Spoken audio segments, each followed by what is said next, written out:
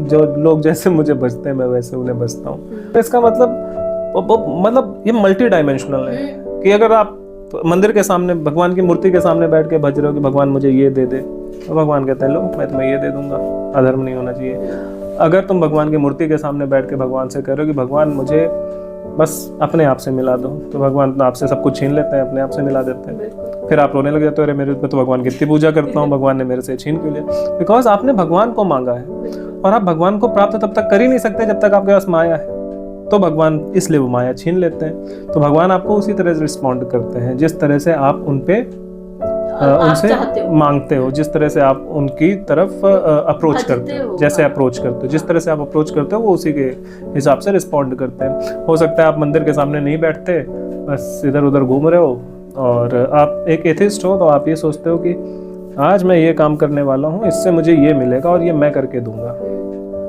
इच्छा तो आपने जाहिर कर दी, अब वो इच्छा पूरी कैसे होगी? इच्छा पूरी करने वाले भगवान हैं, पूरी वही करते हैं। आप उनका नाम नहीं ले रहे बट आपने इच्छा जाहिर की। आप कहीं भी कुछ भी इच्छा जाहिर करो। भाई अभी जैसे हमने बात करी ना, बच्चा रोता है, माँ का नाम लेके थोड़ी रोता है, वो रोता है लेकिन माँ खुद अप्रोच करती है कि ले ले भाई। उसी तरह से भगवान का भी यही है कि तुमने इच्छा मन में जाहिर करी कि आज या मुझे इस काम से इतना फायदा होना चाहिए, देते तो वही है, वो आपको दे देते हैं क्योंकि उनको इस बात से फर्क नहीं पड़ता तुम उनका नाम लेके भज रहे हो, क्योंकि वो नाम के मोहताज नहीं। बिकॉज उन्होंने पहले पिछले श्लोक में क्या बोला था कि मैं अलौकिक हूँ, जो कर्म और मेरा जन्म है सब अलौकिक है। तो इस तरह के केस होते हैं। कुछ केसेस ऐसे होते हैं कि जब आप चलते चलते जा रहे हो और कहीं आपका एक्सीडेंट हुआ या कहीं आप नदी में डूब रहे हो या कहीं कुछ भी ऐसा होने वाला है, पता चला जहाज आपका जो है वो गिरने जा रहा है या प्लेन क्रैश होने जा रहा है और आप एकदम से चिल्लाते हो किसी तरह से मैं बच जाऊं, तो बच जाऊं तो आपने मान लिया, लेकिन वो मैसेज भेज किसको रहे हो?